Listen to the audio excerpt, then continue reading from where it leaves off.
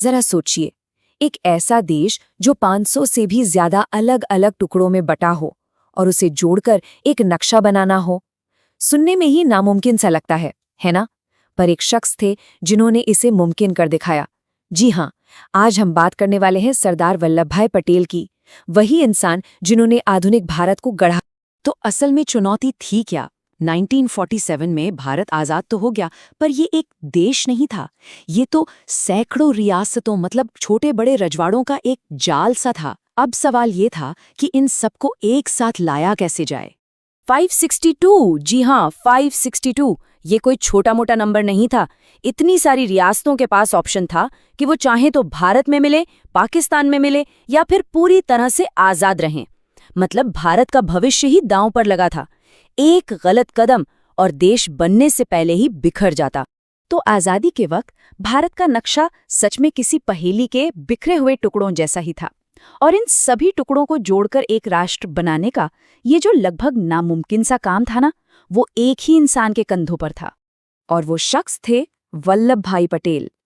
भारत के पहले उप प्रधानमंत्री और गृह मंत्री के तौर पर ये बहुत बड़ी जिम्मेदारी सीधे उनके कंधों पर आ गई थी। लेकिन सवाल ये उठता है कि पटेल ही इस काम के लिए सही इंसान क्यों थे? चलिए, उनकी कहानी में थोड़ा पीछे चलते हैं और देखते हैं कि कैसे उनके शुरुआती जीवन ने उन्हें इस ऐतिहासिक रोल के लिए तैयार किया। देखिए, गुजरात के एक किसान परिवार में जन्मे पटेल ने लंदन जाकर कानून की पढ़ाई की और एक बहुत कामयाब बैरिस्टर बने। लेकिन गांधी जी से इतने प्रेरित हुए कि अपना शानदार करियर छोड़ दिया और देश की आज़ादी की लड़ाई में कूद पड़े। खेड़ा और फिर बारडोली, इन आंदोलनों ने उन्हें जमीन से जुड़ा एक ऐसा नेता बना दिया जिस पर लोग आंख बंद करके भरोसा करते थे। खासकर बारडोली सत्याग्रह, वो तो उनकी लीडरशिप का एक जबरदस्त उदाहरण था। हुआ ये कि जब अंग्रेज सरकार ने किसानों पर 30% का भारी भरकम टैक्स लगा दिया, तो पटेल ने एक सफल अहिंसक आंदोलन चलाया और सरकार को झुकने पर मजबूर कर दिया। और पता है, ये जीत इतनी बड़ी थी कि खुद महात्मा गांधी ने भी इसके राष्ट्रीय महत्व को माना। उनके शब्दों से साफ था कि कैसे बारडोली की एक छोटी सी जीत ने पूरे स्वतंत्रता संग्राम में एक नई जान फूंक दी थी। और इसी आंदोलन के बाद बारडोली की महिलाओं ने उन्हें सरदार की उपाधि दी। यह सिर्फ एक नाम नहीं रह गया, बल्कि उनके मजबूत नेतृत्व और जनता के लिए उनकी कमिटमेंट का प्रतीक बन गया। और यहीं से हम पटेल की जिंदगी की सबसे बड़ी चुनौती और उनकी सबसे बड़ी कामयाबी की तरफ बढ़ते हैं, रियासतों का एकीकरण। और यही वो मिशन था जिसने उन्हें लौह पुरुष का नाम दिया। तो सवाल है, उन्होंने ये नामुमकिन काम किया कैसे? देखिए, पटेल और उनके भरोसेमंद सेक्रेटरी वीपी मेनन ने एक कमाल की 3 स्टेप वाली स्ट्रैटेजी अपनाई। पहला था प्यार से, मतलब उन्होंने राजाओं की देशभक्ति को जगाने की कोशिश की। दूसरा था पैसे से, उन्हें वित्तीय सुरक्षा का वादा किया। और जब कुछ भी काम नहीं आया तो फिर जोर से, वो निर्णायक कार्रवाई करने से बिल्कुल भी नहीं हिचकिचाए।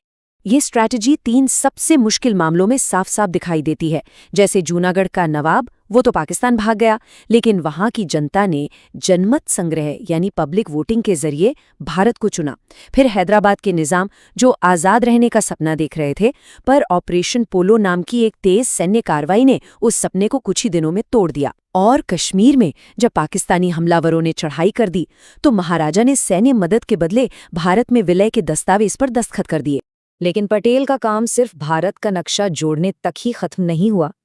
उन्हें ये भी पक्का करना था कि ये नया देश मजबूती से चले, और इसके लिए उन्होंने भारत के स्टील फ्रेम की नींव रखी। पटेल ये बात अच्छी तरह जानते थे कि एक देश सिर्फ नक्शे पर लकीरों से नहीं बनता, उसे चलाने के लिए एक मजबूत एडमिनिस्ट्रेटिव सिस्टम की जरूरत होती है। और इसीलिए उन्होंने भारतीय प्रशासनिक सेवा यानी IAS की नींव रखी, भारत का वो स्टील फ्रेम जो आज भी देश को एक साथ बांधे हुए है। और इसके अलावा भी बहुत कुछ था। गृह मंत्री के तौर पर उन्होंने विभाजन के बाद आए लाखों शरणार्थियों के रहने सहने का इंतजाम किया, पुलिस फोर्स को एक नया रूप दिया और उस उथल पुथल के दौर में देश में लॉ एंड ऑर्डर को बनाए रखा। काम बहुत सारे थे। तो आखिर में सरदार पटेल की विरासत है क्या? अगर एक शब्द में कहें तो ये एकता की विरासत है। एक ऐसी विरासत जिसे आज भी पूरे सम्मान के साथ याद किया जाता है। इसीलिए तो हर साल 31 अक्टूबर को उनका जन्मदिन राष्ट्रीय एकता दिवस के तौर पर मनाया जाता है।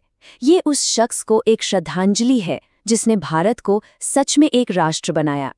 और उनकी विरासत कितनी विशाल है, इसका प्रतीक है गुजरात में बनी स्टैच्यू ऑफ यूनिटी। 182 मीटर की ऊंचाई के साथ ये दुनिया की सबसे ऊंची प्रतिमा है, जो पटेल की योगदान के लिए एक बिल्कुल सही श्रद्धांजलि लगती है। देखिए, सरदार पटेल ने एक बिखरे हुए देश को जोड़ा, लेकिन उनकी कहानी हमें एक बहुत ज़रूरी सवाल के साथ छोड़ जाती है।